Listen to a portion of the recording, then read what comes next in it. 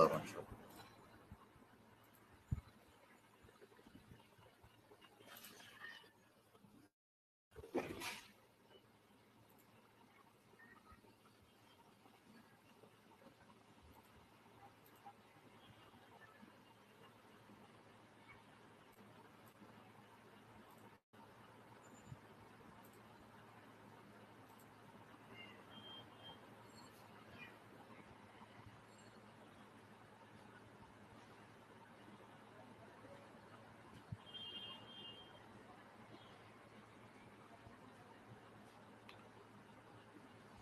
ওকে, ডান।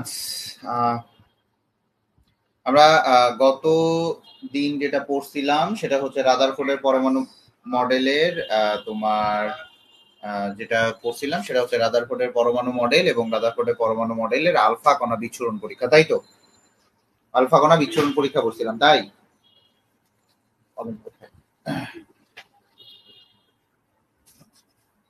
দেখো, যদি রাদারফোর্ডের আলফা কণা বিচ্ছুরণ পরীক্ষা আসে আমরা পরমাণুর মডেল সম্পর্কে আজকে পড়বো। আমরা আজকে যে জিনিসটা পড়বো সেটা হচ্ছে রাদারফোর্ডের পরমাণু মডেল।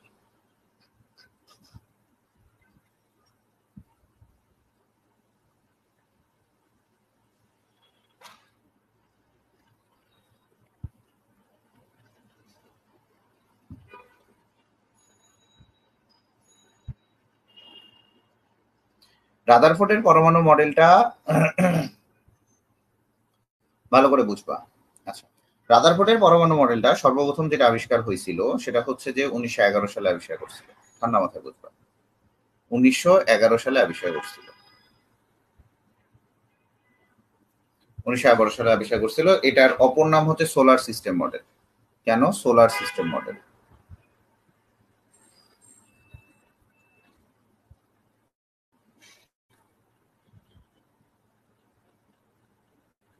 অথবা নিউক্লিয়ার মডেল।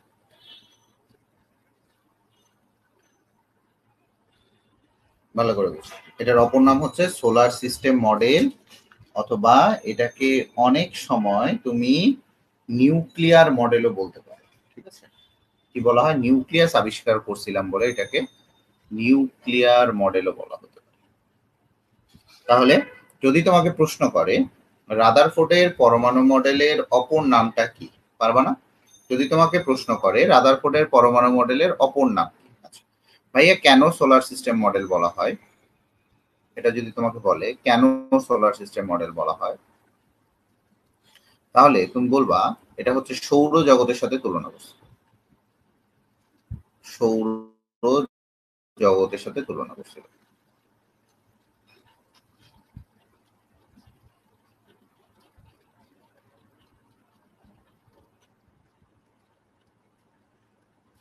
আচ্ছা, সৌরজগতের গ্রহগুলাকে ভালো করে বুঝবা।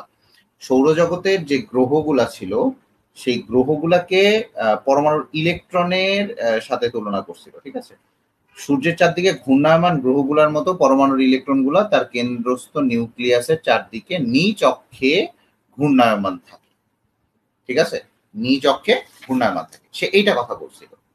ঠিক আছে, তো সৌরজগতের সাথে তুলনা করছিল, গ্রহগুলাকে সে ধরছিল হচ্ছে ইলেকট্রন। ঠিক আছে, আর সূর্যটাকে ধরছিল, সূর্যের চারদিকে গ্রহগুলা, সূর্যটাকে ধরছিল সে নিউক্লিয়াস। তুলনাটা এইভাবে করছিল, কিন্তু এই জিনিসটা পুরাটাই রং। এই জিনিসটা কি পুরাটাই, এই জিনিসটা পুরাটাই রং ছিল, এই জিনিসটা পুরাটাই ভিত্তিহীন ছিল।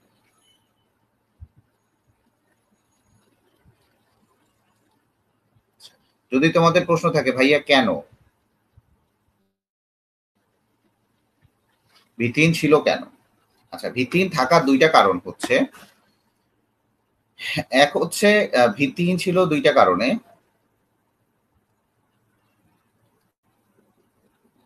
একটা হচ্ছে তোমার এখানে ভিত্তিহীন থাকার কারণ তোমার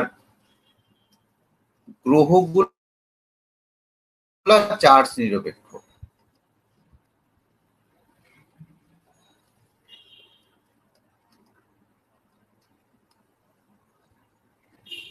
গ্রহগুলা কি বলো দেখি? চার্জ নিরপেক্ষ। কিন্তু ইলেকট্রন ঋণাত্মক চার্জে চার্জিত।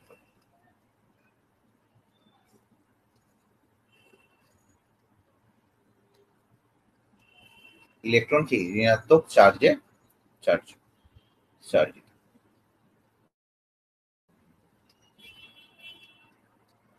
এই জিনিসটা ছিল একটা, এটা ভিত্তি ছিল না কারণ গ্রহগুলো ছিল এটার সাথে মিল খুঁজে পায় নাই। ঠিক আছে, ঋণাত্মক চার্জে চার্জিত। আমার কথা বুঝতে পারছো? আমার কথাগুলো বুঝতে পারছো? এই জিনিসটা মনে করো বিশাল বড় একটা ড্রব্যাক ছিল। এই জিনিসগুলো বিশাল বড় একটা কি ছিল, ড্রব্যাক ছিল। আচ্ছা, এরপরে চলে আসি নিউক্লিয়ার মডেল বলা হয় কারণ হচ্ছে নিউক্লিয়াস আবিষ্কার করা হয়েছিল। ঠিক আছে, আবারও বলি, নিউক্লিয়াসের ধারণা পাওয়া যায় বলে একে পরমাণু নিউক্লিয়ার মডেলও বলা হয়। পরমাণু নিউক্লিয়ার মডেল বলা হয় কারণ এইখান থেকে তোমার নিউক্লিয়াসের ধারণা পাইছিল।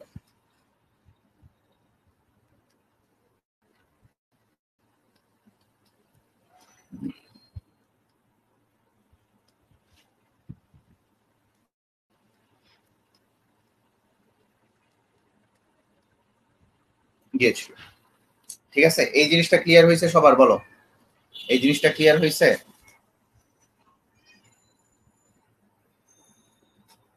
এই জিনিসগুলো ক্লিয়ার হয়েছে? এখন চলে আসি রাদারফোর্ড পরমাণু মডেলে যেটা প্রস্তাবনাগুলো ছিল, প্রস্তাবনাগুলো দেখবা।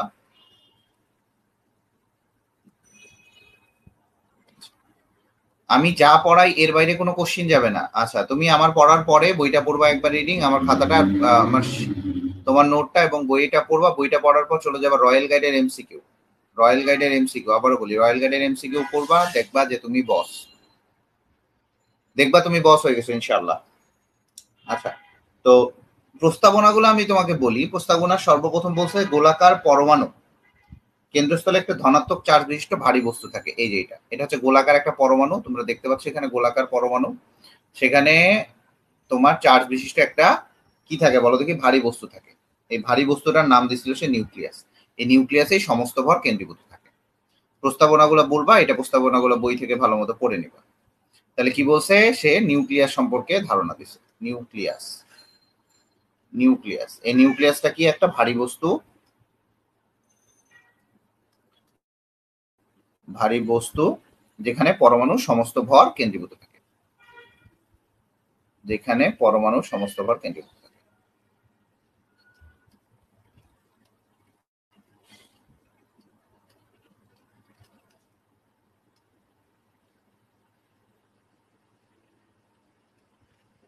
আচ্ছা, এই নিউক্লিয়াসটা আবিষ্কার হয়েছিল কি পরীক্ষার মাধ্যমে বলো? নিউক্লিয়াসটা আবিষ্কার হয়েছিল কোন পরীক্ষার মাধ্যমে? এই সবাই বলো, নিউক্লিয়াসটা আবিষ্কার হয়েছিল কোন পরীক্ষার মাধ্যমে? নিউক্লিয়াসটা কিন্তু আবিষ্কার হয়েছিল তোমার আলফা কণা বিচ্ছুরণ পরীক্ষার মাধ্যমে।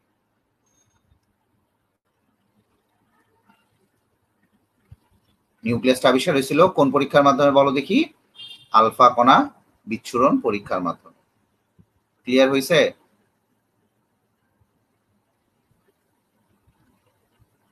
ক্লিয়ার হয়েছে এইটুকু?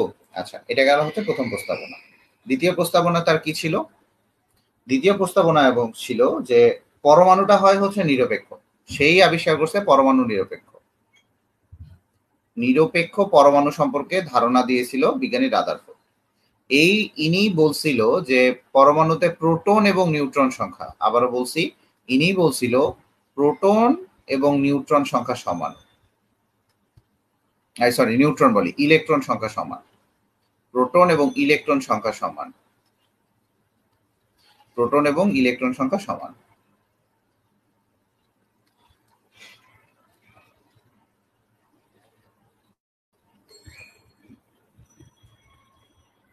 প্রোটন এবং ইলেকট্রন সংখ্যা সমান, ইনি কিন্তু এটা খুব ভালো মতোই বলছিল। ঠিক আছে, যে এখানে প্রোটন এবং ইলেকট্রন সংখ্যা সমান, তাহলে প্রোটন হচ্ছে ধনাত্মক চার্জে চার্জিত, ইলেকট্রন হচ্ছে ঋণাত্মক চার্জে চার্জিত। তার মানে তোমার প্রোটন এবং ইলেকট্রন সংখ্যা সমান হওয়ার কারণেই এই পরমাণুটা কি থাকে বলো দেখি? চার্জ নিরপেক্ষ।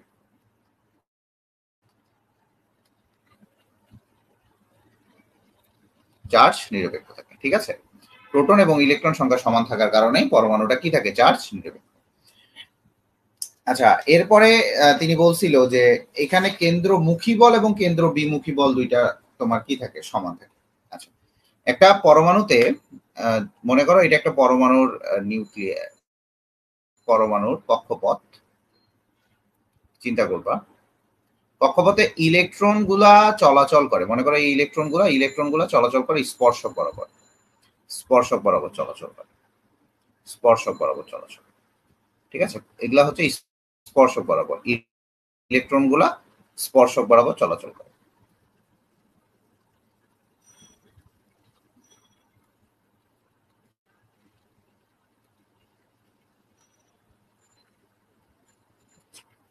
ইলেকট্রন গুলা তোমার স্পর্শক বরাবর চলাচল করতেছে, খুবই ভালো কথা।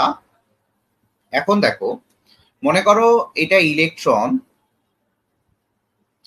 এই ইলেকট্রনটা কি, যদি ইলেকট্রনটা এই কক্ষপথে তখনই ঘুরবে, আবারও বলি, এই ইলেকট্রনটা এই কক্ষপথে তখনই ঘুরবে যখন দেখবা এর নিচের দিকে, দ্যাট মিনস কেন্দ্রমুখী বল এবং কেন্দ্র বিমুখী বল সমান থাকে।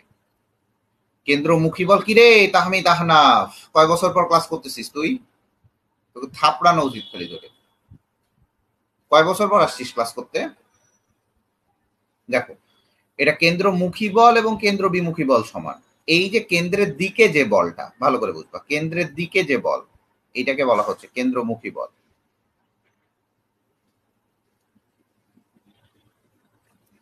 কেন্দ্রের বাইরের দিকে যে বলটা, এটা কেন্দ্র বিমুখী বল।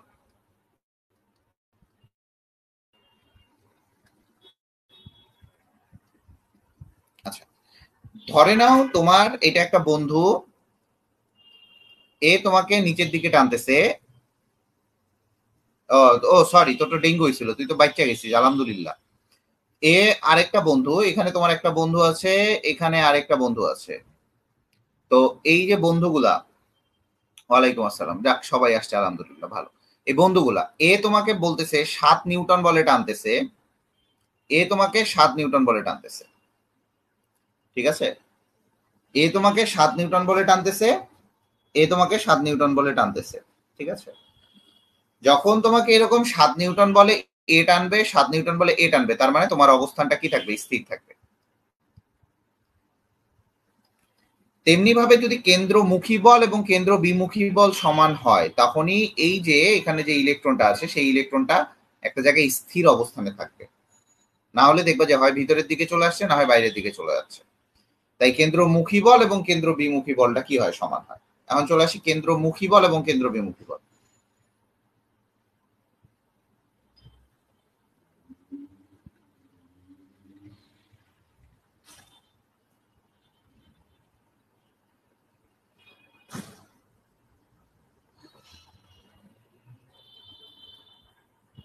দেখো, তাহলে কেন্দ্রমুখী বল, ঠান্ডা মাথায় বুঝবা, কেন্দ্রমুখী বল ইকুয়াল টু কেন্দ্র বিমুখী বল।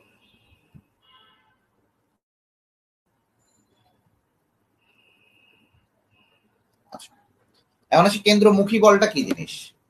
কেন্দ্রমুখী বল বলতে এই যে কেন্দ্রে নিউক্লিয়াস আছে, ভালো করে বুঝো, কেন্দ্রে কি আছে? নিউক্লিয়াস আছে। তাহলে আমরা একটু চিন্তা করি যে কেন্দ্রমুখী বলটা কি। কেন্দ্রের মধ্যে একটা কি আছে? নিউক্লিয়াস আছে, নিউক্লিয়াসের চার্জ আছে, ইলেকট্রনেরও কি আছে? চার্জ আছে। তাহলে ইলেকট্রন এবং নিউক্লিয়াসের চার্জ, ইলেকট্রন এবং নিউক্লিয়াসের চার্জ, ভালো করে বুঝবা। বলো, এটা হচ্ছে ইলেকট্রন এবং তোমার হচ্ছে নিউক্লিয়াসের যে চার্জ। তাহলে কেন্দ্রমুখী বল, কেন্দ্রমুখী বল, তাহলে কেন্দ্রমুখী বল কার কার বলো দেখি? ইলেকট্রন নিউক্লিয়াসের চার্জ। তাহলে কি হবে? Z E square by R square, Z E square by R square, ঠিক আছে? কেন্দ্র বিমুখী বল যেটা, ঠান্ডা মাথায় বুঝবা, কেন্দ্র বিমুখী বলটা হচ্ছে M V square by R, M V square by কি আর। এখন বলতে পারো যে ভাইয়া এগুলা কোত্থেকে পাইলেন বা কোত্থেকে উদয় হইল? ঠান্ডা মাথায় এবং খুবই মানে আহ, খুবই চতুরতার সাথে এগুলা বুঝতে হবে। ঠান্ডা মাথায় এবং খুবই চতুরতার সাথে এটা বুঝতে হবে। আমি বারবারই বলি, আমার কাছে পড়তে হইলে তোমাকে বেসিক ক্লিয়ার করতে হবে, ঠিক আছে?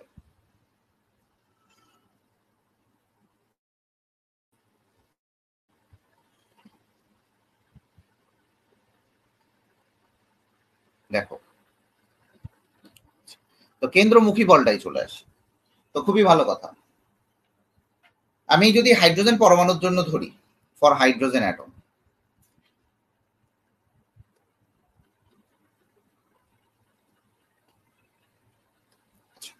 ঠান্ডা মাথায়, এবং আমার প্রত্যেকটা কথার অ্যান্সার দিবা, ঠিক আছে? প্রত্যেকটা কথার অ্যান্সার দিবা।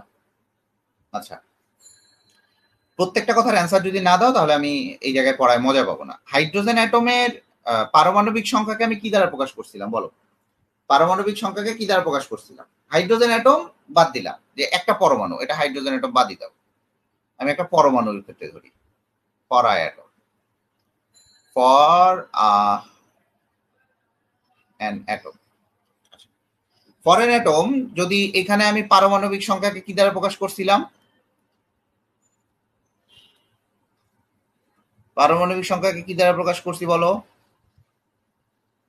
তাড়াতাড়ি বলো, বলতে হবে, কথা না বললে আমি এটাতে পড়ায় মজা পাবো না। ফাস্ট করতে হবে কারণ সময় নাই বেশি, মাথা ব্যথা অনেক।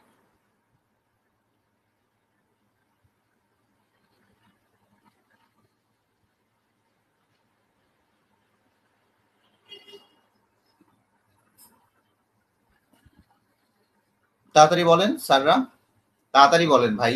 পারমাণবিক সংখ্যাকে আমি জেড দ্বারা প্রকাশ করছিলাম না? গাধার মতো তোমরা এরকম করো কেন? তাড়াতাড়ি করো।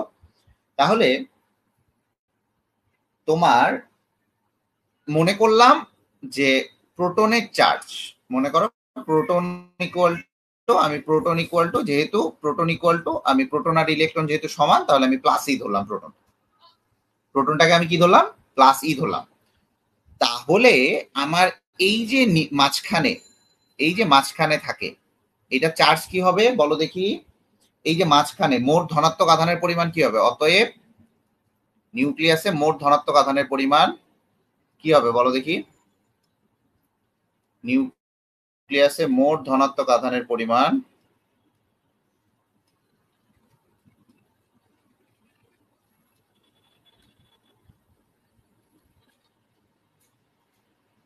নিউক্লিয়াসে মোট ধনাত্মক আধানের পরিমাণ কতটুকু হবে? প্লাস জেড ই হবে না?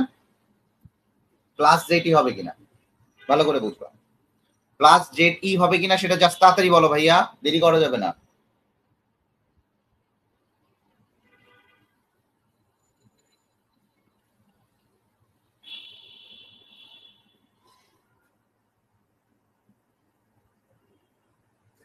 প্লাস জেড ই হচ্ছে কিনা, কারণ এখানে আমি প্রোটন প্রোটন আর তোমার এই যে প্রোটন এবং হচ্ছে পারমাণবিক সংখ্যা, ঠিক আছে? ক্লিয়ার কিনা এটা? আচ্ছা, এখন চলে আসি পরমাণুর কক্ষপথ। এটার যদি ব্যাসার্ধ আমার আর হয়, এই যে ব্যাসার্ধটা আমার আর হইছে, ঠান্ডা মাথায় বুঝবা, ব্যাসার্ধটা কি হয়েছে? আর। যদি ব্যাসার্ধ আর ব্যাসার্ধ বিশিষ্ট, এবং যদি এইটার বেগটা, এই যে এইটার বেগ হচ্ছে কি হয়, এইটার বেগ হচ্ছে, এটার বেগ হচ্ছে ভি, বেগ হচ্ছে ভি, ঠান্ডা মাথায় বুঝবা, এটার বেগ হচ্ছে ভি। তোমরা কেউ রেসপন্স করো না। এই গাধা, নিউক্লিয়াসের মোট ধনাত্মক আধানের পরিমাণ কত? পারমাণবিক সংখ্যা কতগুলো আছে? প্রোটন সংখ্যাটা আর প্রোটনের আধানের গুণফলটাই হচ্ছে মোট ধনাত্মক আধানের পরিমাণ না? পারমাণবিক সংখ্যা মানেই তো প্রোটন সংখ্যা, এই পারমাণবিক সংখ্যা মানেই তো প্রোটন সংখ্যা। তাহলে মোট, তোর যে মোট যে এখানে আধানটা থাকবে, মোট ধনাত্মক আধানটা থাকবে, তাহলে কি তার পারমাণবিক যতগুলো সংখ্যা আছে, তার পারমাণবিক প্রোটনের যে আধানটা আছে, পারমাণবিক সংখ্যা এবং প্রোটনের আধান দুইটার গুণফলটাই হচ্ছে মোট আধানের, মোট ধনাত্মক আধানের পরিমাণ না? দাদা কোথাকার, এটুকু বুঝিস না? মোট ধনাত্মক আধানের পরিমাণ, এটা কিন্তু আধান বলছি। এখন যদি বলিস ভাইয়া নিউট্রন কেন নাই, কারণ proton plus neutron equal to, যদি বলে যে ভাইয়া নিউট্রন কেন নাই, proton plus neutron equal to কিন্তু হচ্ছে মোট নিউক্লিয়নের মোট ভর সংখ্যা। তাহলে বলতে পারো ভাইয়া আধানের হিসাবটা, আমি আধান বলছি, এখানে আমি ভর বলি নাই। নিউট্রনের আধান কত? নিউট্রনের আধান হচ্ছে তোমার শূন্য। তাহলে প্রোটনের আধানটাই এখন তোমার টোটাল আধানটা, নিউক্লিয়াসের আধান ইকুয়াল টু পুরা প্রোটনের আধানটা। এইটুকু ক্লিয়ার কিনা? প্রোটনের আধানটা, এখন প্রোটন কয়টা আছে? প্রোটন আছে হচ্ছে পারমাণবিক সংখ্যা সমান সংখ্যক প্রোটন থাকে, আর প্রোটনের আধান ধরে নিলাম প্লাস ই, তাহলে টোটাল আধানের পরিমাণ কি হবে? প্লাস জেটি হবে না? হবে কিনা বলো? প্লাস জেটি হবে না?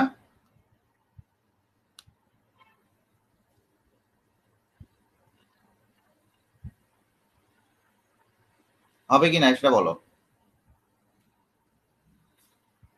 জাস্ট বলতে হবে। এবার ক্লিয়ার হয়েছে? এখানে আধানের পরিমাণ, কারণ নিউট্রনের আধান তো তোমার জিরো ভাইয়া, এখানে প্রোটনের আধানটা, এটা প্লাস জিরো দিলে কি আসবে? ওই প্লাস জেটি। আচ্ছা আমি এটা তাও লিখে দেই।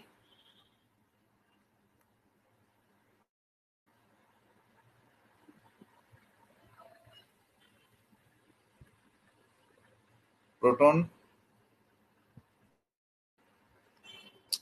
বুঝতে পারছো কায়রা ইসলাম? বুঝতে পারছো? এখন কিন্তু ডিপে চলে যাব আমরা।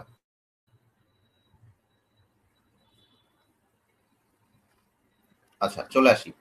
প্রোটনের আধান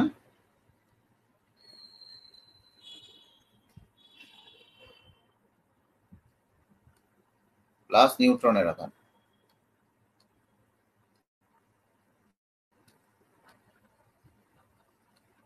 আচ্ছা, তাহলে নিউক্লিয়াসের আধান তোমার প্রোটনের আধান প্লাস নিউট্রনের আধান। এখন চলে আসি, প্রোটনের আধান ইকুয়াল টু কত? প্রোটনের সংখ্যা ইন্টু প্রোটনের আধান। প্রোটনের মোট আধান ইকুয়াল টু কত? প্রোটনের মোট আধান ইকুয়াল টু হচ্ছে প্রোটন সংখ্যা ইন্টু প্রোটনের আধান। এই নতুন ছেলেটা কই? প্রোটনের আধান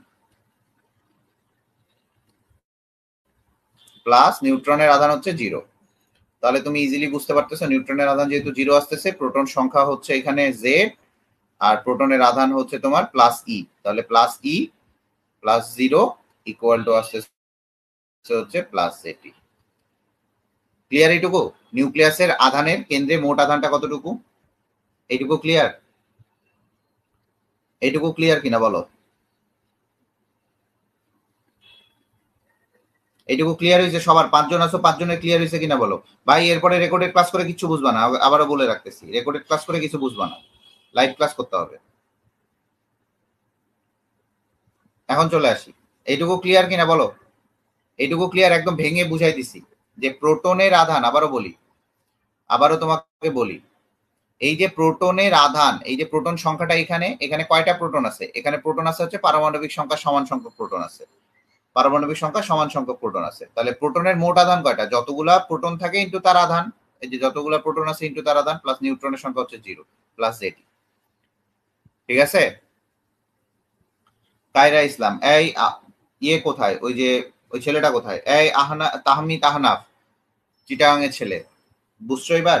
আচ্ছা এখন চলে আসি, এই জায়গায় যেহেতু দুইটা চার্জযুক্ত বস্তু কণা, এটাও একটা চার্জযুক্ত বস্তু কণা, এটাও একটা চার্জযুক্ত বস্তু কণা, তাহলে এই জায়গায় যেহেতু একটা বলে আকর্ষণ করতেছে, তাহলে এইটা কোন কোন সূত্র ফলো করবে? এটা ফলো করবে হচ্ছে কুলম্বের সূত্র। কি সূত্র ফলো করবে? কুলম্বের সূত্র। তাহলে আমরা কুলম্বের সূত্র অনুপাতে কি বলতে পারি?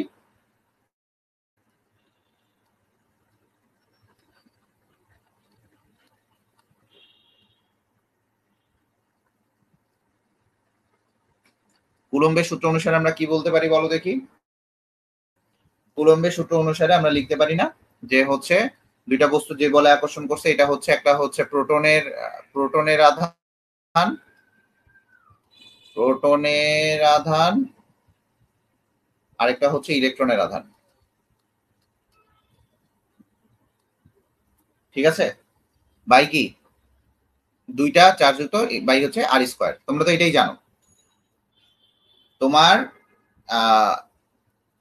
কুলম্বের সূত্র অনুসারে আমরা কি জানি? কুলম্বের সূত্র অনুসারে 1/4πε0 Q1 Q2/r²।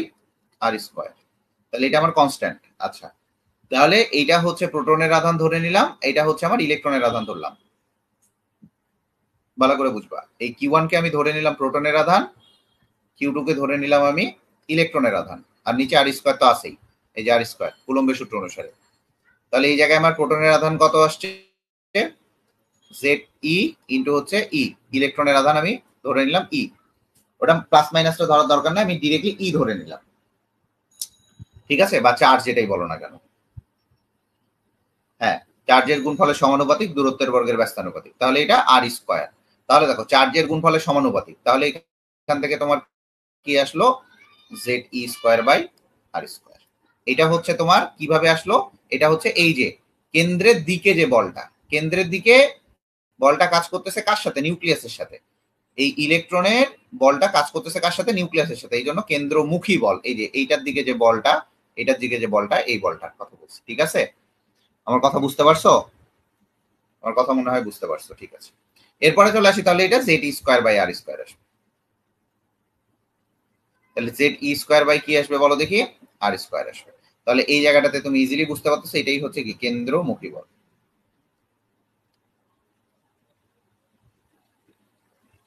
ঠিক আছে, এটাই কেন্দ্রমুখী বল। এখন চলে আসি ভাই কেন্দ্র বিমুখী বলটা কি জিনিস। তো কেন্দ্র বিমুখী বল যেটা করে, যে কেন্দ্র বিমুখী বলটা হচ্ছে, ভালো করে বুঝবা,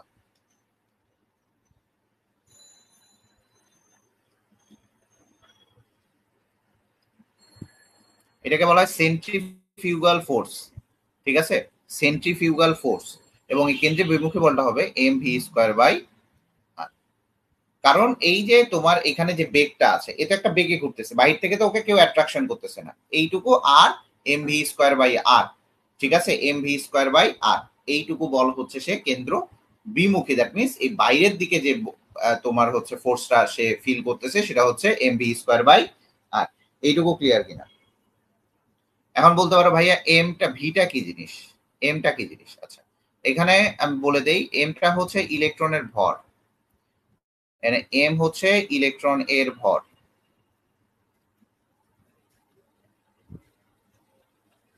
আচ্ছা ভাইয়া, আধানকেও ইলেকট্রন, প্রোটনের আধানকেও ইলেকট্রন, দুইটাই ইলেকট্রনের আধানটাকে আমরা ই ধরে নিছি, মাইনাস ই ইকুয়াল টু ই ধরে নিছি, মাইনাস ই ইকুয়াল টু আমি ই ধরেই নিলাম। কারণ ইলেকট্রনের এবং প্রোটনের আধান কিন্তু সমান। আবারও বলি, ইলেকট্রনের এবং প্রোটনের আধান কি সমান, ভালো করে বুঝবা, ইলেকট্রনের এবং প্রোটনের আধান সমান, এই জন্য দুইটাকে ই ধরে নিছি। খালি বিপরীতমুখী হয়, ঠিক আছে, বিপরীতমুখী হয়, ঠিক আছে। আমরা মাইনাস ইকুয়াল টু ই ধরেই নিলাম, যে ঠিক আছে প্রোটনের ইলেকট্রনের আধানটাকেও ই ধরে নিছি, আমি এটা ধরছি, ঠিক আছে। এখন চলে আসি, ইলেকট্রনের ভর ভি হচ্ছে ইলেকট্রনের বেগ। এই তো তোমাদের খুব ভালো লাগতেছে যে তোমরা প্রশ্ন করতেছো, ইলেকট্রনের বেগ আর হচ্ছে কক্ষপথের ব্যাসার্ধ। কায়রা ইসলাম ক্লিয়ার? কক্ষপথের ব্যাসার্ধ আজকে যে দিবে তোমাদের, কিন্তু এখন পর্যন্ত আগায় আছে হচ্ছে সিলভি নাকি যেন ওই মেয়েটা, শিবলি নাকি ওই মেয়েটা, ঠিক আছে। তো এই যে তোমার এই জায়গাটাতে হচ্ছে M V square by r, এটা হচ্ছে কেন্দ্র বিমুখী বল। এবং এই কেন্দ্রমুখী বল এম ভি স্কোয়ার, সরি,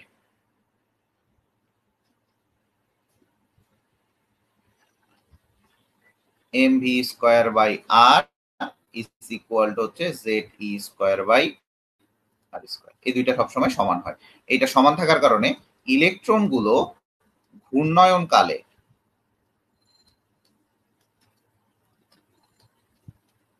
ভালো করে বুঝবা, ইলেকট্রন গুলো ঘূর্ণয়ন কালে কখনোই কি হয় না, কক্ষপথ থেকে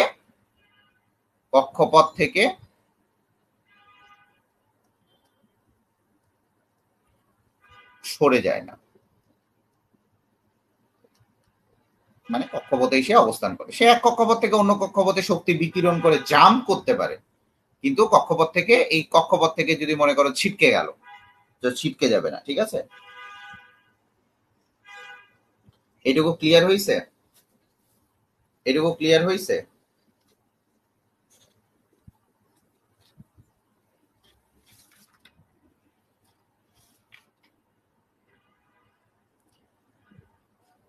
আচ্ছা, এই গেল হচ্ছে তোমার ইয়ে, তোমার এইটার একটা ধারণা। আচ্ছা, এরপরে চলে আসি এর পরের যে পয়েন্টটা, এর পরের পয়েন্টটাতে চলে আসি আমরা। সৌরজগতের সাথে সে তুলনা করছিল, সৌরজগতের সাথে তুলনা করাটা তার ঠিক হয় নাই। পরের পয়েন্টটা হচ্ছে সে সৌরজগতের সাথে তুলনা করছিল।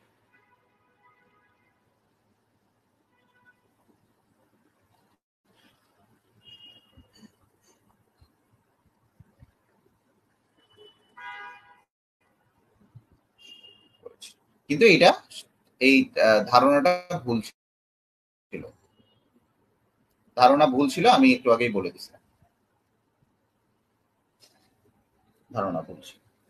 ঠিক আছে, ধারণাটা ভুল ছিল। ঠিক আছে, তো এইখানে হচ্ছে তোমার এই ছিল হচ্ছে তার প্রস্তাবনাগুলো। আবারও বলি, এই ছিল তার প্রস্তাবনাগুলো। তাহলে তোমাদের এমসিকিউ আসতে পারে যে বলো দেখি এই তোমাকে এখানে বলতে পারে যে পরমাণু যে তড়িৎ নিরপেক্ষ, এই যে জিনিসটা দেখাইলাম, পরমাণু যে তড়িৎ নিরপেক্ষ, এই যে এখানে আমি বলছি কেন্দ্রমুখী বল এবং কেন্দ্রবিমুখী বল, পরমাণু যে তড়িৎ নিরপেক্ষ এই জিনিসটা দেখাইতে পারবা। যেমন আমি এখানে বলছি এই যে প্রোটনের আধান সমান, নিরপেক্ষ কেন, কারণ প্রোটন এবং ইলেকট্রন সংখ্যা সমান, এই যে চার্জ নিরপেক্ষ, এই জিনিসগুলা তুমি ইজিলি কি করতে পারবা বলো দেখি, এখানে আইডেন্টিফাই করতে পারবা। তাহলে এখানে এমসিকিউ গুলা কি কি আসে, এমসিকিউ গুলা একবার বলে দেই যে পরমাণু বিদ্যুৎ নিরপেক্ষ এটা কে আবিষ্কার করছে, কোন বিজ্ঞানীর মতে তোমার হচ্ছে কেন্দ্রমুখী বল এবং কেন্দ্রবিমুখী বল সমান, কেন্দ্রমুখী বল বের করো, তাহলে ইজিলি বের করতে পারবা z square by R square, কেন্দ্রবিমুখী বল বের করো এমভি স্কোয়ার বাই আর, যে কোনোটাই তুমি এখান থেকে বের করে নিতে পারবা। যে কোনো একটা ইলেকট্রনের বেগ দেয়া আছে, এই যে বেগ দেয়া আছে, বেগ দেওয়ার পরে তোমার বলছে যে এটা এত বেগে ঘুরতেছে এবং সেটার কক্ষপথের দূরত্ব দেয়া আছে, ইলেকট্রনের ভর তোমার মুখস্থ আছে, তাহলে বলতে পারে এই ইলেকট্রনটার জন্য কেন্দ্রমুখী বল বের করো বা কেন্দ্র বিমুখী বল বের করো। পারবা না? পারবা কিনা বলো? এটা হচ্ছে ভুল ধারণা ছিল। ঠিক আছে, এই গেল হচ্ছে আমাদের টোটাল কথাবার্তা। ক্লিয়ার এইটুকু?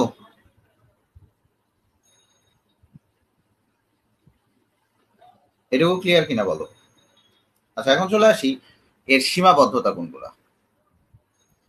ভাইয়া প্রত্যেকটার সাফল্যের পিছনে কিছু ব্যর্থতা আছে।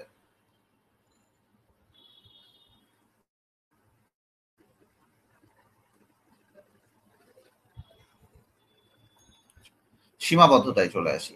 ভাইয়া সীমাবদ্ধতা কি ছিল এখানে? সৌরজগতের, আমি একটু আগেই বলছি, সৌরজগতের সাথে যখন তুলনা করছে গ্রহগুলা ছিল নিরপেক্ষ। সৌরজগতের যখন তুলনা করছে,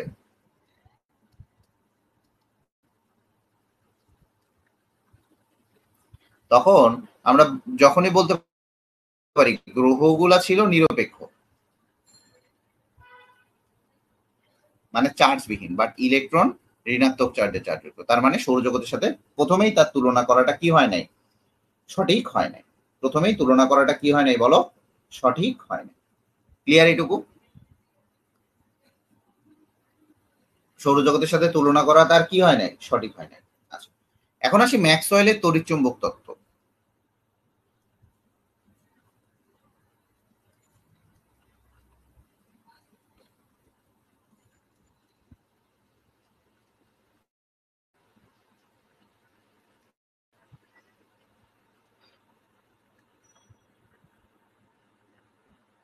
দেখো, ম্যাক্সওয়েলের তড়িৎচুম্বক তত্ত্ব অনুসারে তোমাকে এটা বলা যায় যে সে ম্যাক্সওয়েলের তড়িৎচুম্বক তত্ত্বে কি বলছে সেটা দেখো। সে বলছে যে কোন চার্জযুক্ত বস্তু কণা, এটা একটু পড়ে নিবা, এখন আমি দেখাই। কোন চার্জযুক্ত বস্তু কণা, ভালো করে বুঝো, এটা একটু বড় করে আঁকি।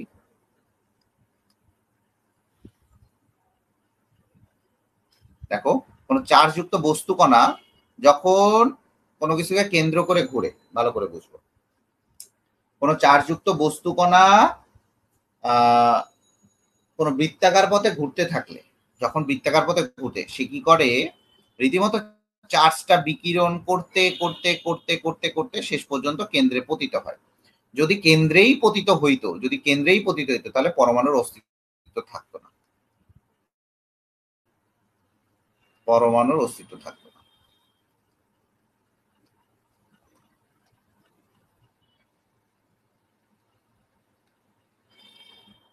তাহলে পরমাণুর অস্তিত্ব থাকতো না। কেন্দ্রে যদি পতিত হইতো, কনফার্ম থাকো পরমাণুর অস্তিত্ব থাকতো না।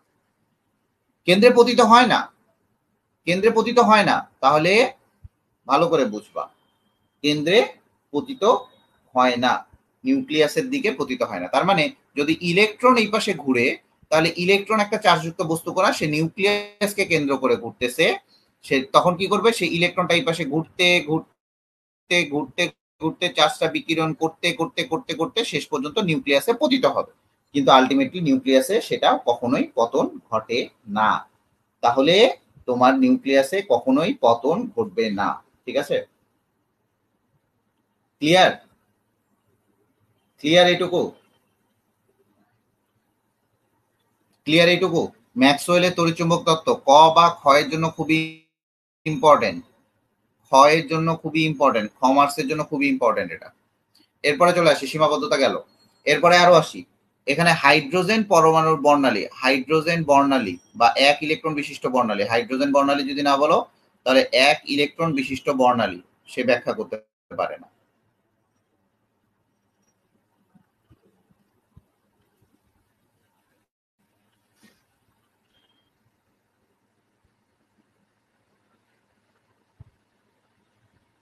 তাহলে এক ইলেকট্রন বিশিষ্ট বর্ণালী, এক ইলেকট্রন বিশিষ্ট বলতে আমরা কি বুঝি ভাইয়া? শুধু হাইড্রোজেন বুঝি না অন্য কিছু বুঝি?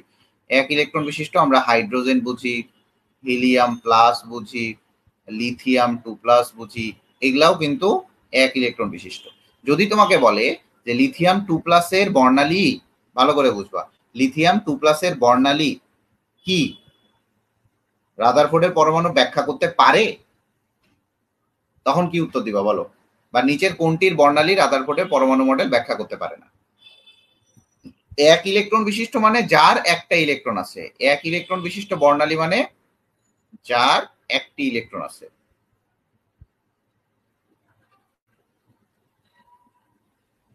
তার মানে তুমি যদি এরকমও ধরো সোডিয়াম 10+, যদিও এটা সম্ভব না, তার মানে এরও একটা ইলেকট্রন, সোডিয়াম 10+, তার মানে এরও একটা কি ইলেকট্রন আছে, কিন্তু এটা সম্ভব না, এটা হচ্ছে নর্মাল কেসে।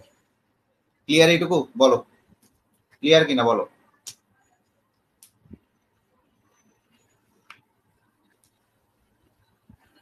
ক্লিয়ার এইটুকু? আচ্ছা তাড়াতাড়ি বলো, 4 জন হয়ে গেছো কেন? তোমাদেরকে এই জন্য আমার ভালো লাগে না। তোমরা রেগুলার ক্লাস করবা, ক্লাস ভালো না লাগলে বলবা যে ভাইয়া ক্লাস ভালো লাগে না আপনার। বাংলাদেশের টিচাররাও অভাব, গাদা গোদাগার বলো। দেখো এখানে একাধিক ইলেকট্রন নিউক্লিয়াসে কিভাবে ঘুরবে, একাধিক ইলেকট্রন নিউক্লিয়াসে কিভাবে ঘুরবে? এই কমেন্ট করো না কেন? নিউক্লিয়াসে কিভাবে ঘুরবে, ঘুরবে সেটাও সে ব্যাখ্যা করতে পারে না।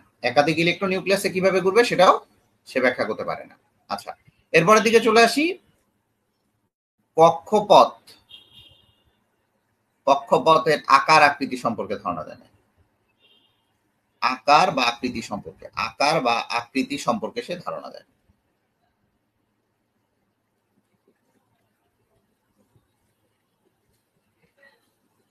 শেষ, দ্যাটস দ্য এন্ড। খুব সহজ। এখন এর মডিফাইড যে ভার্সনটা, আমি আবারও বলি, এর মডিফাইড ভার্সন হচ্ছে বোরের পরমাণু।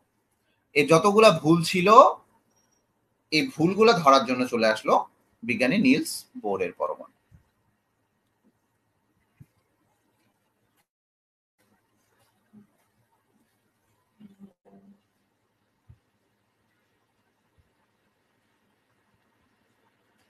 এর জন্য চলে আসলো বিজ্ঞানী বোরের পরমাণু বা বিজ্ঞানী নিলস বোরের পরমাণু মডেল। ঠিক আছে,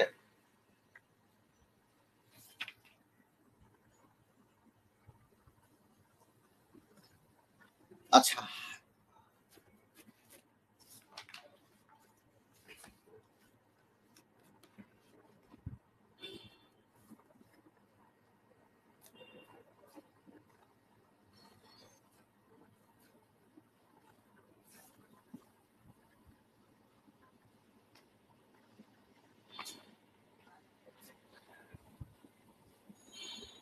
এর আরো কিছু ড্রব্যাক ছিল, এটা একটু লেখো। এ অরবিটাল সম্পর্কে ধারণা দেয় নাই, আরে আকার আকৃতি মানে অরবিটাল সম্পর্কে ধারণা দেয় নাই।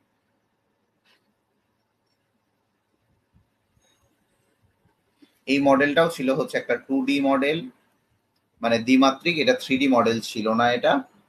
ঠিক আছে, দ্বিমাত্রিক মডেল, এটা তরঙ্গ ধর্ম সম্পর্কে ধারণা দেয় না, তরঙ্গ ধর্ম ধারণা দেয় না। যদিও তরঙ্গ এগুলা দরকার পড়ে না, তারপরে লিখে দিলাম তরঙ্গ ধারণা দেন নাই। ঠিক আছে, চলে আসি বোর পরমাণু মডেল। এই বিজ্ঞানী এই বোর পরমাণু মডেল সেটা আবিষ্কার করছিল বিজ্ঞানী নিলস বোর। ভালো করে বুঝবা, এটা একটা 2D মডেল।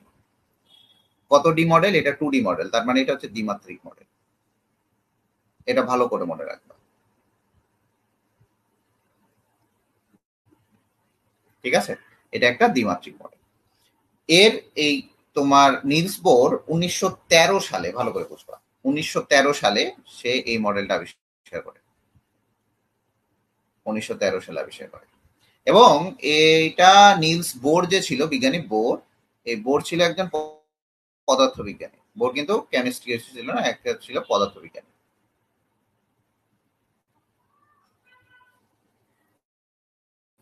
এবং এর বাসা ছিল হচ্ছে ডেনমার্ক। এর বাসা কোথায় ছিল? ডেনমার্ক। ডেনমার্কে সে পদার্থবিজ্ঞানী ছিল। আচ্ছা, এরপরে চলে আসি। এর যে ভিত্তি ছিল, এর ভিত্তি ছিল প্লাঙ্কের কোয়ান্টাম তত্ত্ব।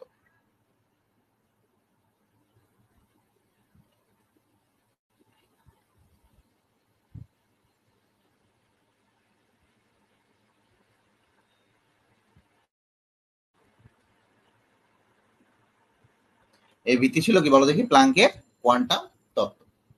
ভালো করে বুঝবা, এর ভিত্তি ছিল প্লাঙ্কের কোয়ান্টাম তত্ত্ব। তো এই জিনিসগুলো একটু ভালো মতো করতে হবে। এই জিনিসগুলো খুবই ইম্পর্টেন্ট, খুবই ইম্পর্টেন্ট, খুবই ইম্পর্টেন্ট, খুবই ইম্পর্টেন্ট। এর বাইরে আমার কিছু বলার মানে কিছু নাই, ঠিক আছে? তো বিজ্ঞানী বোর বাবাজি কি কি আবিষ্কার করলো বা কি কি ইয়ে করলো, সেই জিনিসগুলো আমরা একটু জানবো, ঠিক আছে?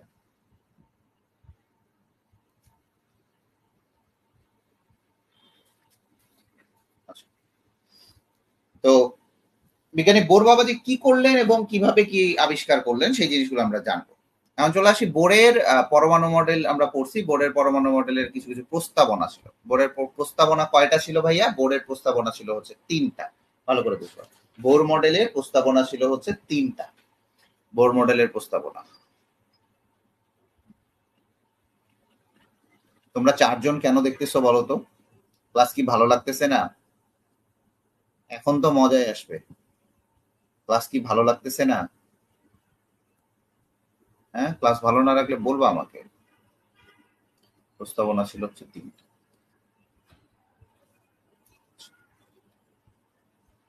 এর মধ্যে এই বোর পরমাণু মডেলের প্রথম যে প্রস্তাবনাটা ছিল সেটা হচ্ছে সে শক্তি স্তর সম্পর্কে ধারণা দিছিল।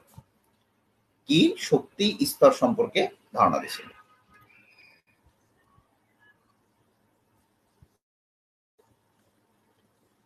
শক্তি স্তর, অথবা একে তুমি বলতে পারো অরবিট,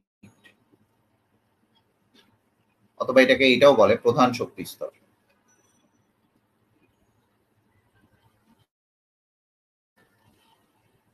এটাকে আবার শেলও বলে, ঠিক আছে? এটাকে অনেক নামেই বলা হয়। শক্তি স্তরকে তুমি শেল বলতে পারো, প্রধান শক্তি স্তর বলতে পারো, মানে তুমি যা খুশি তাই বলতে পারো এটাকে, ঠিক আছে? এটাকে শেল বলতে পারে। আচ্ছা, এখন চলে আসি। এই শক্তি স্তর সম্পর্কে ধারণা দিয়েছিল, খুবই ভালো কথা। তুমি এইটুকু জানো যে একটা পরমাণুর কয়টা অংশ থাকে বলো দেখি? একটা পরমাণুর কিন্তু 2টা অংশ থাকে, একটা নিউক্লিয়াস আর একটা হচ্ছে ইলেকট্রন। এই নিউক্লিয়াসেই থাকে হচ্ছে তোমার আহ, ধনাত্মক চার্জ। একটা পরমাণু যদি বলে একটা পরমাণুর কয়টা অংশ থাকে, একটা পরমাণুর 2টা অংশ থাকে।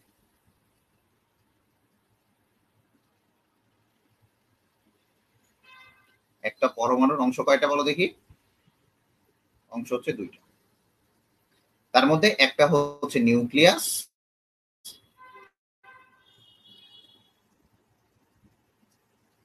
আর আরেকটা হচ্ছে তোমার ইলেকট্রন। একটা নিউক্লিয়াস আর একটা কি? ইলেকট্রন। তো নিউক্লিয়াস এবং ইলেকট্রন, এই ইলেকট্রনটাই ঘুরে হচ্ছে এই কক্ষপথ বরাবর, এই যে কক্ষপথ, ঠিক আছে? ভালো করে বুঝবা, নিউক্লিয়াসটা ঘুরেই একটা কক্ষপথ, এবং এই কক্ষপথ গুলা ভালো করে বুঝবা, নিউক্লিয়াসকে কেন্দ্র করে নির্দিষ্ট বৃত্তাকার কক্ষপথেই ধনাত্মক চার্জের সমসংখ্যক ইলেকট্রন সমূহ নিউক্লিয়াসের চারদিকে আবর্তন করে। এখান থেকে তোমার ইলেকট্রন এইটা, এই ইলেকট্রন এইটা নিউক্লিয়াসকে কেন্দ্র করে, নিউক্লিয়াসকে কেন্দ্র করে ঘুরে।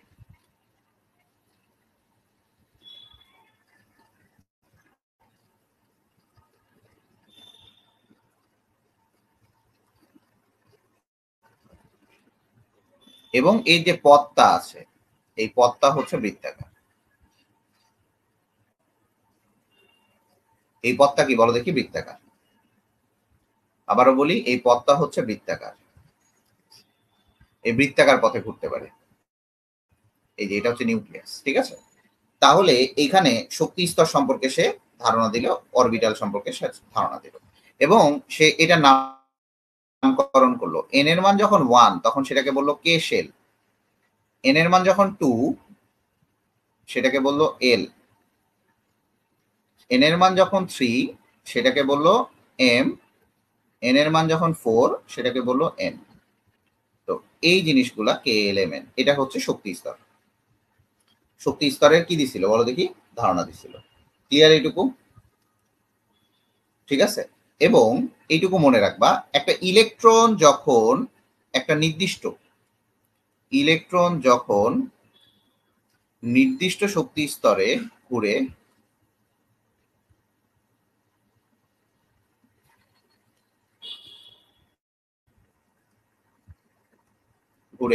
তখন সে কোনো প্রকার শক্তি বিকিরণ করে না। তুমি মনে করো এই জায়গায় দাঁড়ায় আছো, একটা জায়গায় দাঁড়ায় আছো, এই জায়গাটাকে তুমি নড়লা না, তাহলে মানে তোমার শক্তি অপচয় হইল না, আবার তুমি তো শক্তি শোষণও করলা না, ঠিক আছে? কোনো শক্তি অপচয় হয় না, শোষণ বা বিকিরণ হয় না, শোষণ বা বিকিরণ হয়।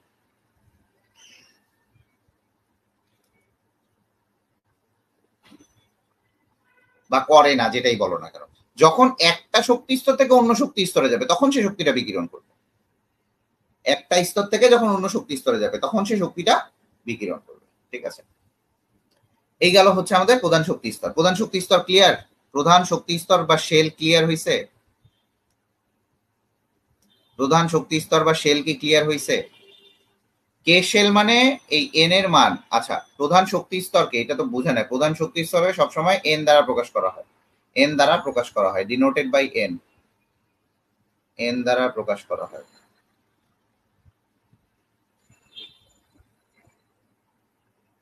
প্রধান শক্তি স্তরকে সবসময় কি দ্বারা প্রকাশ করা হয় বলো দেখি? এন দ্বারা প্রকাশ করা হয়। ক্লিয়ার এইটুকু? এই পর্যন্ত কারো কোনো প্রবলেম আছে কিনা বলো? এই পর্যন্ত কারো কোনো প্রবলেম আছে কিনা বলো?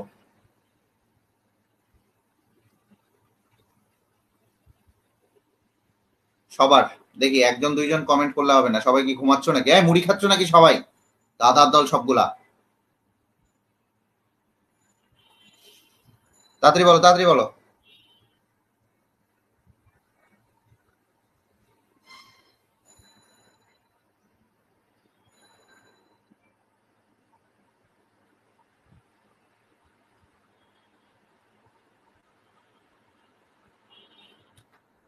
এই দুইজন ক্লাস করতেছো, বাকিগুলা ঘুমাচ্ছ? এই গাধা, তোমরা কোথায়? বাকি সকল গাধারা কোথায়? মোহনা জান্নাতি কোথায়? কায়রা ইসলাম আর মনে হয় দীপ্তি। এই তোমার নাম দীপ্তি না? আরেকটার নাম হচ্ছে সোহা। সোহা কোথায়? সোহা কোথায়? বাকিগুলা সবগুলা ঘাস কাটতেছে। গাধার দল কোথাকার, খালি মনে হচ্ছে থাপড়াই, একদম সামনে থাকলে তোদের খবর করে দিতাম। গাধা কোথাকার। এখন চলে আসি, সে কৌণিক ভরবেগ সম্পর্কে ধারণা দিছে। এই সে 2 নাম্বার যেটা বলছিল সেটা হচ্ছে কৌণিক ভরবেগ সম্পর্কে ধারণা দিছে। কৌণিক ভরবেগ, কৌণিক ভরবেগ। সে কৌণিক ভরবেগ সম্পর্কে যে ধারণাটা দিছে, কৌণিক ভরবেগ, এটা চিন্তা করবা। কৌণিক ভরবেগ, ভর এবং বেগের গুণফলটা, ভর এবং বেগের গুণফলটা একটু বুঝো, ঠান্ডা মাথায় বুঝবা।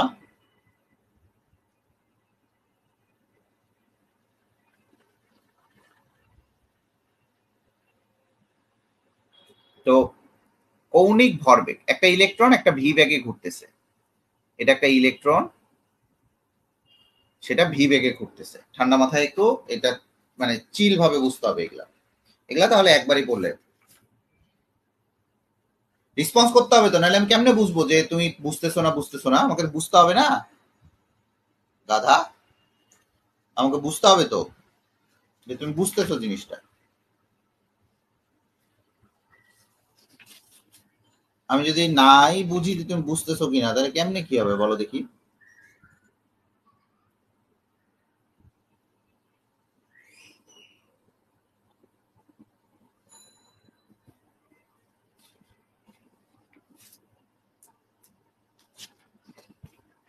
আমি যদি না বুঝি যে তুমি বুঝতেছো কিনা, না তোমরা গাধার দল, গাধীর দল না, সব সব গাধার দল।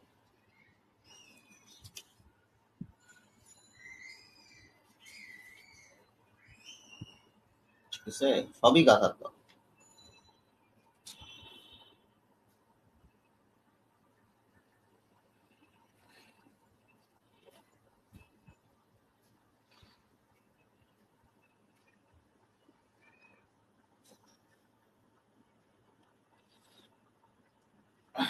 আচ্ছা, একটু দেখি, চলে আসি না, গলা শুকাই গেছে রে।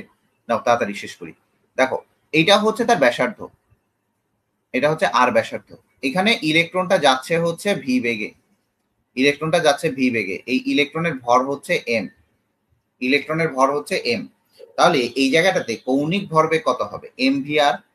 কৌণিক ভর, কৌণিক কোণ করছে এম ভি আর, কৌণিক ভর এবং বেগের গুণফলকে ভরবেগ বলে। কৌণিক মানে কোণ করছে এই যে আর এর সাথে, এই যে আর এর সাথে কোণ করছে, তাহলে কৌণিক ভরবেগ হচ্ছে M V R equal to হচ্ছে, সে বলছে এনএইচ ভার টয়েস পাই। কোথা থেকে আসছে সে জানে না, কোথা থেকে আসছে সে জানে না। আমার কথা হচ্ছে কোথা থেকে আসছে সে জানে না। ঠিক আছে, এখন প্রমাণ করা যায় নিম্নলিখিত ভাবে। আমি তোমাকে প্রমাণ করে দেখাচ্ছি। ঠিক আছে, প্রমাণ করা যায় নিম্নলিখিত ভাবে যে এটার প্রমাণটা কিভাবে আসে। আমি প্রমাণটা যেহেতু দেখাই, সে কিন্তু বলতে পারে নাই, বোর এটার ব্যাখ্যা বলতে পারে নাই, বোর এটির সঠিক ব্যাখ্যা বলতে পারে নাই।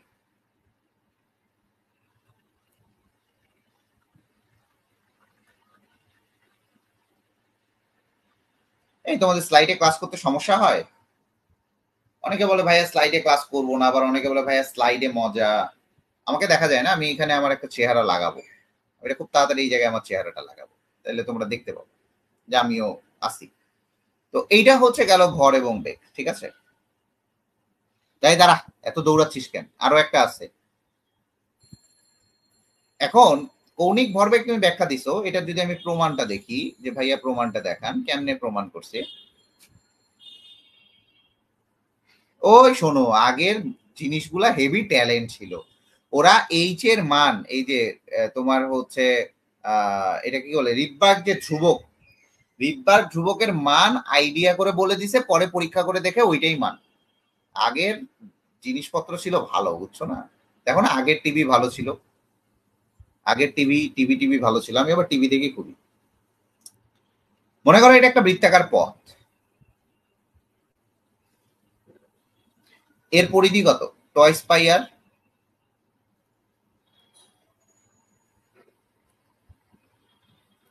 পরিধি কত? টয়েস পাই আর, তাই কিনা? এখন এই পরিধিতে মনে করলাম, এখানে যদি আমি তরঙ্গ দেখি,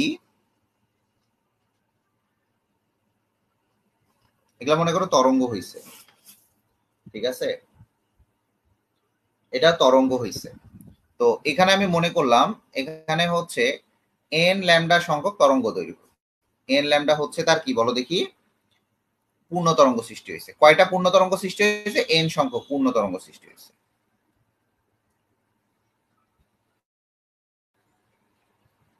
পূর্ণ তরঙ্গ সৃষ্টি হয়েছে এনটি, পূর্ণ তরঙ্গ সৃষ্টি হয়েছে এনটি, এনটি পূর্ণ তরঙ্গ।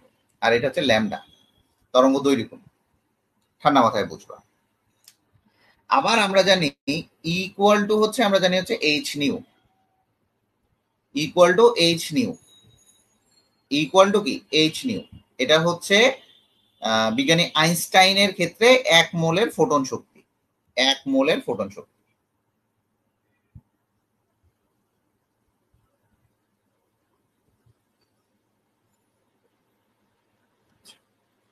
আবার আমরা ইকুয়াল টু জানি হচ্ছে এমসি স্কোয়ার। ইকুয়াল টু কি জানি বলো দেখি? MC square. আচ্ছা, নিউ ইকুয়াল টু আমরা কি জানি? নিউ ইকুয়াল টু আমরা জানি হচ্ছে সি বাই ল্যামডা। তাহলে ইকুয়াল টু আমি লিখতে পারি না H C by lambda? H C by lambda লিখতে পারি কিনা? তাহলে আমি টোটালি লিখতে পারি না H C by lambda equal to MC square. তাহলে এটা যদি আমি 1 নম্বর সমীকরণ দেই, এটা যদি আমি 2 নম্বর সমীকরণ দেই, সেই ক্ষেত্রে আমরা লিখতে পারি from 1 and 2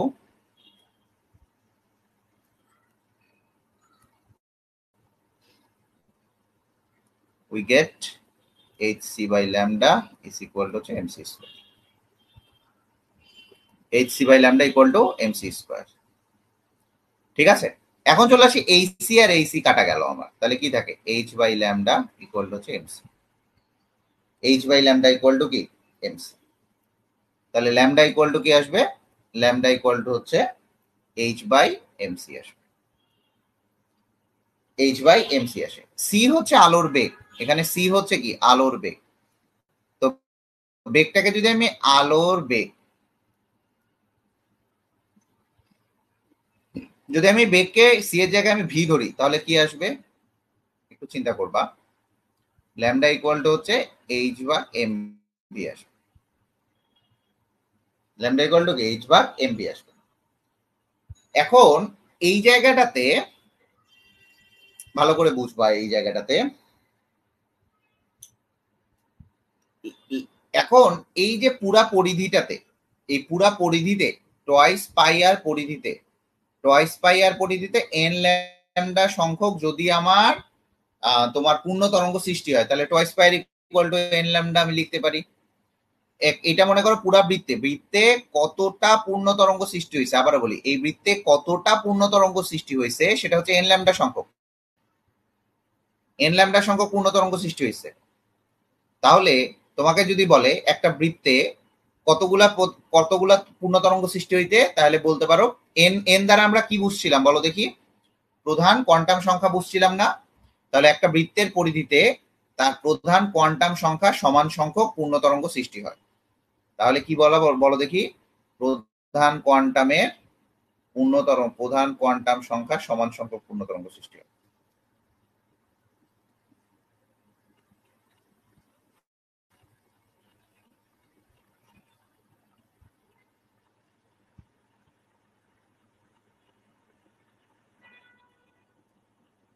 এটা মনে রাখবা, একটু পরে আমরা আসবো। তাহলে এই জায়গাটাতে আমরা কি লিখতে পারি? তাহলে এই জায়গাটাতে আমরা কি লিখতে পারি? তাহলে এখানে দেখো ল্যামডা ইকুয়াল টু আমরা কি লিখতে পারি? এখান থেকে যদি আমরা এই পাশে কনভার্ট করি, ল্যামডা ইকুয়াল টু কি লিখতে পারি? Twice pi R divided by হচ্ছে n. Twice pi R divided by n. তাহলে দেখো এই যে এই ল্যামডা আর এই ল্যামডা তো সমান, এই ল্যামডা সমান, তাহলে এখানে আমরা কি লিখতে পারি? Twice pi R divided by N equal to হচ্ছে এইচ বা এম। তার মানে আমি এখানে লিখতে পারি twice pi R equal to হচ্ছে এন এইচ ভাগ এম ভি। তাহলে ইজিলি লিখতে পারি M V R equal to, এখানে এম ভি এই টয়েস পাই কে এই পাশে নিয়ে আসো, M V R equal to হচ্ছে এন এইচ ভাগ টয়েস। ক্লিয়ার? বলো এবার ক্লিয়ার? এখানে কতটা পূর্ণ তরঙ্গ সৃষ্টি হবে? একটা পূর্ণ তরঙ্গ মানে কি? পূর্ণ তরঙ্গ মানে এই যে এটা হচ্ছে পূর্ণ তরঙ্গ। এখানে দেখো কয়টা পূর্ণ তরঙ্গ সৃষ্টি হবে? আমি জানি না, আমি জানি এন ল্যামডা সংখ্যক পূর্ণ তরঙ্গ সৃষ্টি হবে। আর ল্যামডা তো তরঙ্গ দৈর্ঘ্যই, ল্যামডা তো তরঙ্গ দৈর্ঘ্যই।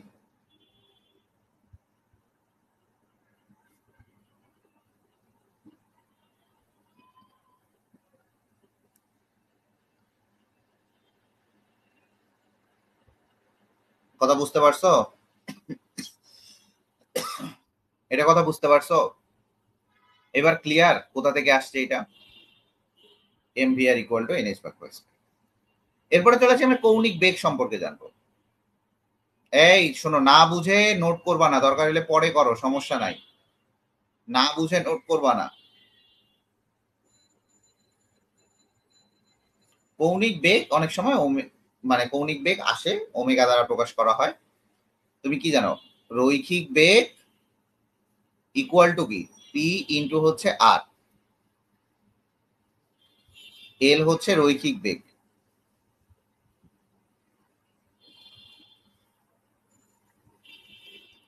পি ইকুয়াল টু জানো ভরবেগ এম ভি আর, তাহলে রৈখিক বেগ ইকুয়াল টু কত এল ইকুয়াল টু এম ভি আর, তাহলে এম ভি ইকুয়াল টু হচ্ছে পি আর আর তো আর, এটা হচ্ছে রৈখিক বেগ। ঠিক আছে রাফিয়া খান, তুমি কি নতুন? তুমি নতুন হইলে ক্লাস করো না কেন?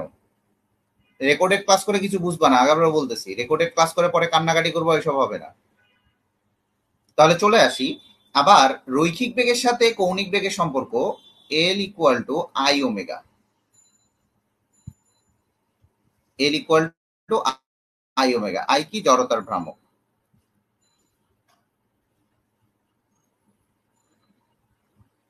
তাহলে এখান থেকে দেখো L equal to I equal to আবার কি এম আর স্কয়ার, এম আর স্কয়ার ইন্টু হচ্ছে ওমেগা, ভালো করে বুঝো।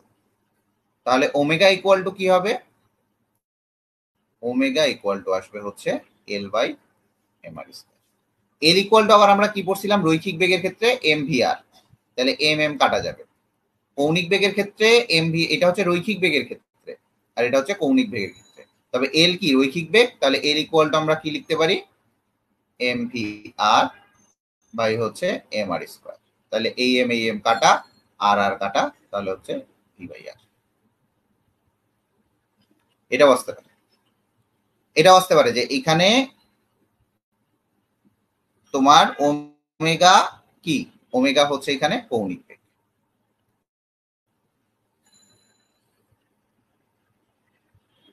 ঠিক আছে ওমেগা ইকুয়াল টু কৌণিক বেগ, এখানে ওমেগার একক হচ্ছে, কৌণিক বেগের একক হচ্ছে তোমার রেডিয়ান পার সেকেন্ড, আর মোমেন্ট অফ ইনার্শিয়ার একক হচ্ছে, এটা হচ্ছে জড়তার ভ্রামকের একক হচ্ছে KG metre square per second, KG metre square per second. জড়তার ভ্রামক ইয়েতে পড়ে নিস, ফিজিক্সে পড়ে নিস, ভ্রামক কি জড়তার ভ্রামক ফিজিক্সে পড়ে নিস। জড়তার ভ্রামক হচ্ছে ভর এবং এই ব্যাসার্ধ, ব্যাসার্ধ স্কয়ার গুণফল। এর জড়তার ভ্রামক পড়াইতে আমার অনেক সময় লাগবে, কারণ আমি আবার এগুলা খুব বেশি পড়ে। আচ্ছা এখন চলে আসি ভাইয়া, কৌণিক বেগ আপনি পড়াইলেন খুবই ভালো কথা, আপনি এখানে M V R equal to N এগুলা পরিচয় বললেন না, ভাইয়া এখন বলবে। তো আমরা এখন পড়ছিলাম M V R equal to হচ্ছে এন এইচ ভাগ টয়েস পাই। তো এম কি জিনিস, এম হচ্ছে ভর, একটা ইলেকট্রনের ভর। ভি কি, ভি হচ্ছে বেগ, একটা ইলেকট্রনের বেগ। আর কি, আর হচ্ছে কক্ষপথের ব্যাসার্ধ, ব্যাসার্ধ কক্ষপথ, কক্ষপথ যত বড় হবে তত ইয়ে হবে। আচ্ছা এন কি, এন হচ্ছে প্রধান কোয়ান্টাম সংখ্যা।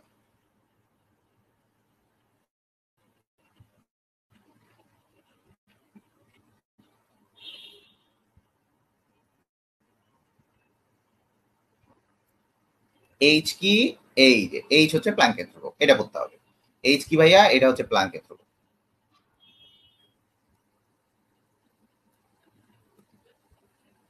এর মান কি ভাইয়া, এর মান হচ্ছে অনেকগুলো একক আছে, 6.626 into 10 to the power minus 34 joule second.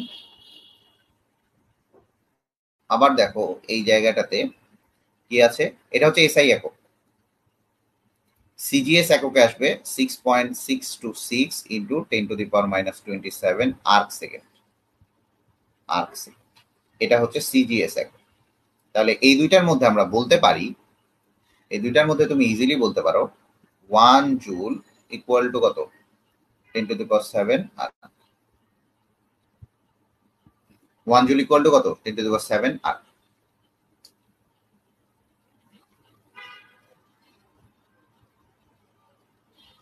1 joule equal to 10 to the power 7 erg. ঠিক আছে আবারও বলি 1 joule equal to 10 to the power 7 erg. এরপরে চলে আসি ভাইয়া, এখানে আরো একক আছে, সে ভাইয়া এককগুলো একটু দেখাবে।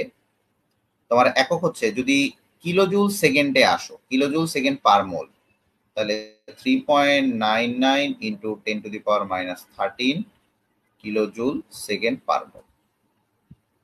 কিভাবে আসলো এটা ভাইয়া, কিভাবে আসলো?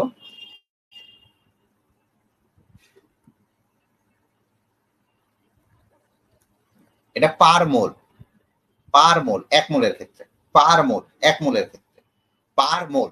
তাহলে যখনই দেখবা এই joule second 10⁻37 kilo joule second, এটা একটু ভালো মতো বুঝতে হবে, এটা তোমাকে একটু বুঝতে হবে। যদি এইটা কিলো জুল সেকেন্ডে করো 6.626 into 10⁻⁻37 kilo joule second.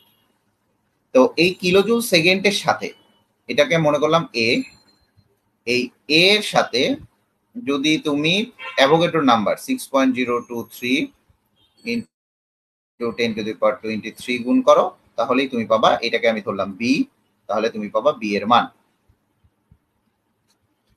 SI এককে রাখতে পারো, সিজিএস এককেও রাখতে পারো, সবগুলো যখন ম্যাথ করাবো তখন বুঝবা, কিন্তু সব একক এক ইউনিটে রাখতে হবে। যখন ম্যাথ করবা তখন যদি একটা ইউনিট নাও যে এসআই এককে, তাহলে সকল ইউনিট নিতে হবে এসআই এককে। আবার যখন দেখবা যে না একটা ম্যাথ করতেছি তখন হচ্ছে ম্যাথটা সিজিএস ইউনিটে নিছি, তাহলে সকল ইউনিট নিতে হবে সিজিএস। আমরা আসবো এগুলা ইউনিট কনভার্সন আসবো।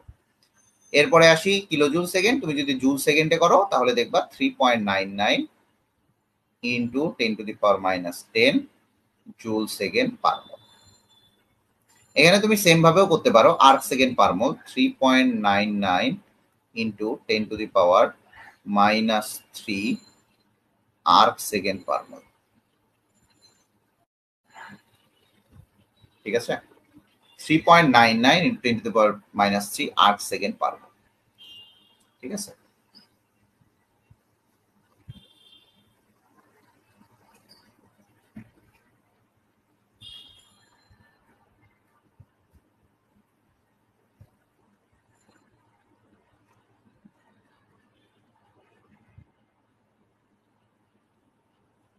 দেখো 3.99 ইন্টু 10⁻³ আর্ক সেকেন্ড পার মোল।